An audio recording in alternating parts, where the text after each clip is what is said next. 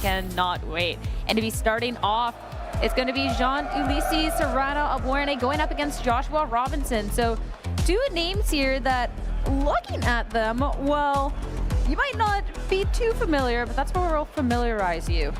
Yeah, of course. We have some players that maybe don't have the experience at this stage yet, but it's going to be really fun to see how they approach this match in one of their first matches of this caliber. Of course, we have Jean-Ulysses on your screen now with a really, really cool team. Big fan of this Rotom Wash pick because it's actually really strong into something like the Calyrex Ice Rider, which, spoiler alert, you might see on the other side of the field, thanks to that water typing resisting Glacial Lance and the Levitate blocking high horsepower. Of course, it is accompanied by Landorus Incarnate, Urshifu Rapid Strike, Tornadus, and 2 more unique picks, Zacian, which is not a Pokemon we've seen too much in the Scarlet and Violet era, and Okidogi, which we saw a little bit of yesterday on stream. See, I just absolutely cannot believe this Rotom Wash is something that we're seeing in this day and age. Yeah. Like, are we 100% sure we didn't miss input? Like, what is this? There is a couple of different water type Pokemon, including just one on this team, the Urshifu Rapid Strike, that we've seen really dominate this meta. And when you do kind of go into these other picks, it's something like that Wellspring Ogerpon or literally anything else. But Rotom Wash, to have that reappearance, I'm really excited for that. That Will-O-Wisp to really shut down those attacking threats. And I don't know, like this Thunderbolt, this Thunder, like on paper, this seems really strong, but I also feel like that's the whole thing of it, like in the past regulations, on paper it seems strong, but you never make it see an impact. So it does have the pushy buff, so I'll give him that. Rotom Wash always kind of has that problem ever since kind of like the X and Y days where, you know, it looks really good on paper, but then you get into a battle and it takes 70% damage from a neutral attack, and you're like, well, okay, maybe this is a different Pokemon in the next iteration of this team. But honestly, not a bad matchup here for this Rotom. We do see Joshua's team now is the Calyrex Ice Rider, Amoonguss, Indeedee Female, Ogerpon Teal Mask, Pelipper, and Urshifu Rapid Strike. I think one of the first Pelipers we've seen on stream this weekend, and a team that's set up pretty well to make good use of it. The Choice Scarf, Terra Water, Urshifu Rapid Strike will be hitting really hard with those Surging Strikes. We have the support for the Calyrex Ice Rider with the Wide Guard to make sure it's not taking any scary Astral Barrages. I cannot believe out of the Ogerpons that we have here in the top cut that it's the Peel Mask that we get to see instead of a Wellspring. So this is really, really cool, be able to see the Defiant instead, to really be able to kind of just set up when you're facing off in a meta with Incineroars. I think that's really cool. And Superpower to be able to fire off powerful attacks, really useful. This Urshifu Rapid Strike also with that Kochi in a way to be able to boost up partner Pokemon, whether it's that Ogerpon or the Calyrex Ice Rider. It's kind of one of those moves that we've seen on and off of the Urshifu. Depends on what month, depends on who you ask. But I'm excited to see what it can do here. I also think this Tail Mask Ogerpon was jealous of Geo's Cornerstone's sturdy ability because it is holding a Focus Sash. So now it has both Defiant and also the Focus Sash to kind of make a fake sturdy. Right off the bat, though, we do see the Tail Mask Ogerpon next to the Calyrex Ice Rider, and Okidogi and Rotom Wash, 2 Pokemon I did not expect to see on the field at all, and much less next to each other, the leads of choice for Jean-Ulysses. Let alone in top cut. Yeah. So I am so intrigued to see what these 2 Pokemon can do, because there are not any that have made any sort of impact. But when you look at just the move spread that this Okidogi in particular has going up against this, there's actually a bunch of really great options here. So you can either just go on the offensive or even just something like knockoff to get rid of valuable items. Rotom Wash also in a pretty strong spot here with that Steel type Terra. Again, it'll take resisted damage from everything the Calyrex can throw at it. Only Superpower from Ogerpon can do a big chunk to it. But right off the bat, we'll swap out into the Zacian, which boosts its attack with the Intrepid Sword. That attack boost would be so nice going forward, and you get that swap essentially for free. Zacian comes in, double protect onto the opposing end, Drain Punch. Hitting into the Ogerpon, that does mean that a little bit of damage is going to happen this turn because of that spiky shield, but that's the only damage that's coming out. This is actually a really strong spot for Jean-Ulysses too, because this Okidogi is carrying the attack upper hand. So if Ogerpon wants to go for Follow Me to try and to redirect some damage from the Zacian into the Calyrex, it will actually be flinched. Follow Me, so anything's going to be targeted towards the Ogerpon on this turn is Behemoth Blade from the Zacian. We've got the attack boost, we got a lot of damage, and we have an Ogerpon that is barely barely holding on thanks to, of course, that focus sash. One of the cool things about the Teal Mask Ogerpon, the fact it actually can hold an item. Not going to help it in face of the double up, though, but it means the Calyrex Ice Rider is safe. No moves directed that way, and now Trick Room. Everything fast is now slow, and the Ice Rider's in position where it could thrive potentially on this next turn. It's a really nice Trick Room, especially considering the speed at which the Zacian starts to throw out some attacks. Now that Trick Room is going up, Joshua will have the chance to bring in something that might be a little bit slower or able to support this Calyrex pretty well, like this Indeedee. You have, again, the option for someone like the Follow Me, and because Psychic Terrain is up, Upper Hand is no longer in play. And this is really nice, the fact that you have multiple different Follow Me users on the team to really just make sure that the Calyrex Ice Rider can stay safe. Because when you're staring down this Okidogi and the Zacian, those are two Pokemon that can really threaten in a really big sort of way. So being forced to kind of target into a partner Pokemon instead, not that fun. Though Zacian should take a hit quite well on the next turn anyways. But Terastallization from the Calyrex into this Grass type.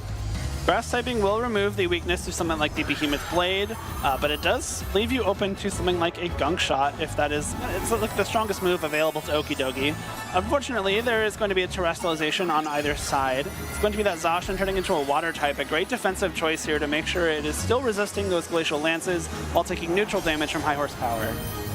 Gotta make sure you're not taking too much damage from the opposing end as no Follow Me, but instead Helping Hand. This is gonna boost the damage output from that Calyrex Ice Hitter and high horsepower, not into the Zacian, but instead the Okidogi. So Pokemon we don't see too often, and we're not gonna see it anymore this match. And of course, a knockout means the first Chilling Knee boost for the Calyrex. Behemoth Blade, there wasn't Follow Me, but targeting down into the Indeedee anyways brings it right down low into the orange. Great turn for Joshua there. Getting rid of that Okidogi means that you don't really have to worry about this pretty bulky Pokemon that can have some great utility with that Upper Hand, with the possible knockoffs as well. And you do get the first attack boost on your Calyrex Ice Rider. Rotom comes in here and again will be able to resist any damage this Calyrex can throw at it. And because of that Grass typing, won't be taking too much damage in return unless Rotom is able to get some foul plays off.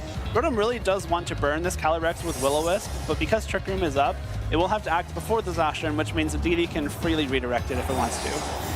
Zacian with the speed favors not necessarily being in its side. That's the Protect. Indeedee, Follow Me. So this Rotom is forced to target into the slot. Glacial Lance. Of course, this is just going to be damage into the Rotom, and with that typing, that is going to be okay. And I'm curious then how much this will do, and just how Rotom just stacks up against this meta. Not very effective, just over half. Thunderbolt, Indeedee taken down. So Joshua now down to final 2 Pokemon. That's again, kind of the Rotom Wash problem, right? That's a resistance on something that you're kind of using on your team to check this Ice Rider, but you're getting, like, what, 2-3 hit KO'd by that resisted Glacial Lance. Granted, it is at +1, and now Rotom is on the field against this Amoonguss. Thankfully, holding the Safety Goggles item, so should be able to stick around this turn, fire off a Will-O-Wisp into this Calyrex, and try and slow down this game a little bit more. The Amoonguss is carrying Pollen Puff as its attack, so it's going to be able to do a little bit of chip damage here. Might be Glacial Lance range? It's gonna be close. So now the move, it does. So Rotom has no opportunity to go for a Will-O-Wisp to negate the damage, and another KO needs another Chilling Knee boost. So now +2 attack. Behemoth Blade now into the Grass type Calyrex. So it's not that same damage it needed before, and you can instantly see that impact. Yeah, and Trick Room still being up means that a Spore is pretty free into either of these slots, especially this Urshifu, given it is the Choice Scarf variant and cannot protect itself. Zacian, still did a huge chunk of damage to that Calyrex, and if you do opt to go for Spore with Amoonguss, it means that you're not, redirecting a Behemoth Blade. So I think you almost kind of have to Spore that Zacian slot, especially considering Calyrex as a Grass type will be able to resist that Glacial Lance, or the Surging Strikes coming out from Urshifu. Still kind of a tricky spot though for both of these trainers, because Zacian is doing a lot of damage with Behemoth Blade. Calyrex is a very bulky Pokemon, but Zacian is equally as strong. So that Behemoth Blade, even neutral thanks to the Terra, enough for a 2-hit KO. You don't want to disrespect and get a little greedy and then all of a sudden lose your Restricted, because the Restricted is the only thing keeping you around in this mat. So going for something like this Pollen Puff instead makes a lot of sense. The Calyrex, who had taken so much damage, you can't even tell. High horsepower into the Protect though. No damage, it'll just be that Urshifu that gets to act on this turn. Close combat. doesn't even do that same amount that Fallen Puff had done, and now defense is going to be dropped, which is going to be sticking around for the rest of the match, considering there's no switch out. At least one of these nice things for Jean-Louis is the Trick Room's done. Your speedy Pokemon are now fast again. And I really like the lock into close combat as well, because this Amoonguss is holding the Rocky Helmet item. And so if you do, actually, it got knocked off, didn't it? Or was it a Drain Punch? There's a Rocky Helmet in place somewhere. If the Rocky Helmet was still there, you're taking a lot of chip damage from the Surging Strike. There it is, it's still there. So Surging Strikes would have taken 3 Rocky Helmet chips instead of just the 1. So a really smart selection for close combat there. Behemoth Blade comes through and is able to KO the Amoonguss with a critical hit. So now anything trying to protect this Calyrex, keep that longevity around, is done. It's just the Calyrex Ice Rider against the world. Glacial Lance up against these Pokemon will get that double KO. So it's all that it needed. All the supporting cast for this Pokemon put the Restricted in the perfect spot. Joshua up the first game in the set here in Top Cut. Close combat was good, so it doesn't take too much Rocky Helmet damage, but it's not good because you were lowering your defense and just allowing this Calyrex to finish off the game. Again, we kind of saw the exact reason why people haven't picked Rotom Wash in the last couple of years. It is really good on paper, has great typing, has great utility, just unfortunately isn't as bulky as it used to be, and it was able to be taken down by those 2 Glacial Lances on top of a little bit of help from the Pollen Puff. I would love to see Jean-Ulysses use that Rotom Wash again in this next match, because I do really think this is kind of the exact matchup you want it. You know, Ice Rider with the Amoonguss, so you can bypass the Rage Powder with the safety goggles, but maybe just try to get those burns going a little bit quicker. Again, Rotom Wash, so good on paper. Yeah. But when you have these big threats, as you call it, it's just not the thing. I love the strategy from Joshua, which I was initially a little hesitant on, where it was Calyrex Ice Rider, and then you have the Ogerpon with the Follow Me. Yeah. Then you have Indeedee with Follow Me. And then you get the 4th Pokemon. Triple redirection. Yeah, Amoonguss with Rage Powder, which it was cool. But when you do get the Trick Room and you consistently keep this Pokemon safe and it's just able to stack up these boosts with no opportunity for John to be able to capitalize, then that's a huge threat. So I'm curious then what you're going to eye up in this game too. Rotom didn't necessarily get the biggest impact because you never got a free hit out of the Calyrex. The Okidogi was taken down as soon as you hit that Trick Room. But the Genies don't also really fare well. Like, you can't let the Trick Room go up, but then also, how do you just stop it? Yeah, it's tough. I think you have pieces to be able to weather this Trick Room, especially with the Terra Water on Zacian. That is very helpful to still be, you know, taking less damage from those Glacial Lancers with the resistance, while also not just getting wiped out by high horsepower. So I like the choice there for the Terastallization. I think if the Tail Mask Ogerpon is also the lead of choice again for Joshua, we saw the option for like an upper hand earlier on in the match. The upper hand has higher priority than Follow Me, which means that it should be able to, you know, flinch the Ogerpon before it can attack. Because if upper hand, if you're using it and the target is using a priority attack, whether it's Aqua Jet, you know, Follow Me, something from a prankster Pokemon like Whimsicott, it will go before that attack and flinch the Pokemon, which means Follow Me won't go off. And we could have seen the Calyrex actually just go 1 KO'd in that first turn if something like that had happened. So there are tools that Jean-Ulysses has that he maybe wasn't able to use perfectly in that first game, that even if they both bring the same Pokemon in the same order, it could change the course of the match. Well, heading into this game two here in our first round of Top Cut for Vancouver, get to see an instant switch up coming out from Jean. We had talked about, you know, maybe a junior where things can change, and Tornadus hit the field next to that Urshifu. Interesting switch up there. I like the idea of getting the Tornadus and Urshifu out really early. Maybe get some rain dances going to get some boosted Surging Strikes. The issue is that we saw the Calyrex is the Terra Grass in that first game, and Joshua is very willing to use it. So if the Calyrex does go straight for that Terra Grass, it means it will be resisting Surging Strikes. The Ogerpon on Joshua's side already resisting it. We have the U-turn option, which would break the Focus Sash of the Ogerpon, do a big chunk of damage as well, thanks to it being super effective. And maybe you can reposition the Urshifu to something that might be a little bit better into Ogerpon, but I think the favorite here is in Joshua's side of the court, because again, this Glacial Lance is already threatening some big damage. If Trick Room goes up, we saw that Jean-Ulysses wasn't really able to take good advantage of it. Definitely a lot of threats, and I was kind of expecting a Terastallization from John to maybe counteract that in the very first turn. The Spiky Shield, but Unseen Fisk is going to go right through that. So a lot of damage and a chance to pivot into something that fare a little bit better into the rest of the match. Zacian and Rotom, the two in the back. So the Okidogi not going to be sticking around. Now just to debate what comes in. The Zacian is something that can be threatening, but if you are expecting maybe the potential of a Trick Room there, well, then you fall into the same issue as you had in that first game where the Zacian This kind of feels bad when it's so slow. I guess the nice thing is that if Trick Room goes up here and Rotom is your swap, then you have a way to foul play the Ogerpon before it attacks. But Zacian is the Pokemon of choice for Jean Ulysses. Will have to, take whatever this Calyrex throws at it. Bleak Windstorm, nothing into the Ogerpon, so at least good on the Spiky Shield there to make sure no damage comes on through. But Calyrex, Glacial Lance, so no Terrestrialization on that Tornadus, and that's where we really get to see that impact there, because first turn, and that Genie is gone.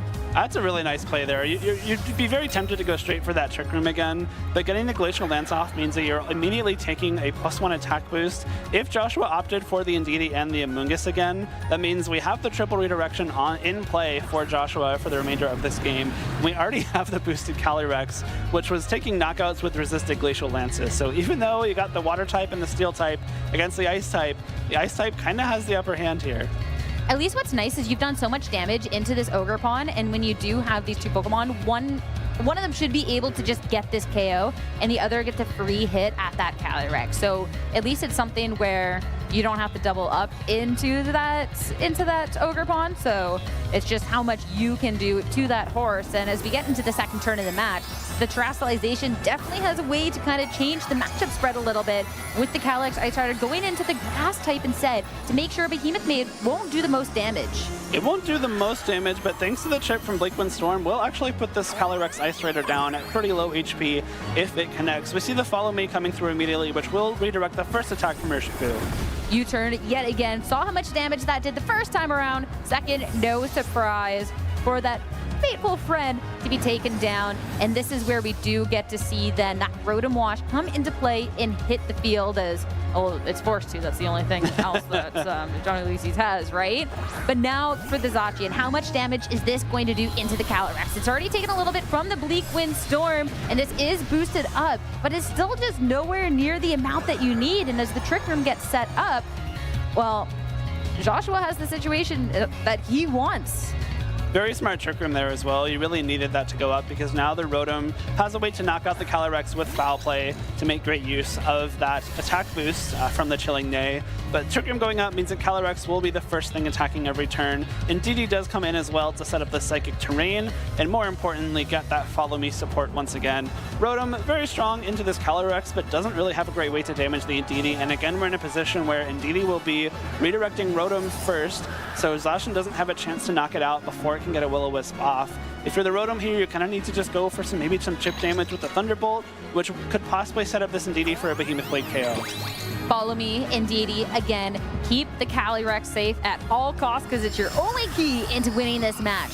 Glacial Lance already at a +1. The damage that's going to stack is Thunderbolt. Indeedee.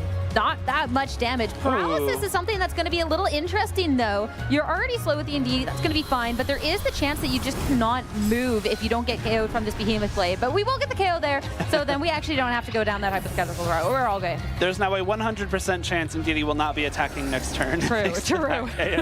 Quick math. Exactly. But I mean, this is still, I think, a really strong spot for Joshua to be in. We saw the Pollen Puff do so much work in the last game. We're at a spot now where Glacial Lance might be coming very close to a KO on Zacian. I'm not sure if it's going to have the entire juice to go all the way there, but thankfully this is where the Safety Goggles Rotom will shine. You have the chance to go for something like a Will-O-Wisp into this Calyrex if you want. Pollen Puff from Amoonguss, still a really strong threat here, either into Rotom for the chip damage like we saw in the first game, or to heal up the Calyrex, again, like we saw in that first game. And the Rotom Wash, the Terrestrialization into the Steel typing. Make sure that you're really taking as least as possible on this turn. You already have the Safety Goggles, you can't get redirected, but you also have to make sure you're not KO'd. Zacian does not have a Safety Goggles, though, so that is going to be a big bad beast that's now put to sleep. Glacial Lance, we saw how much damage it did before. Zacian down, Rotom.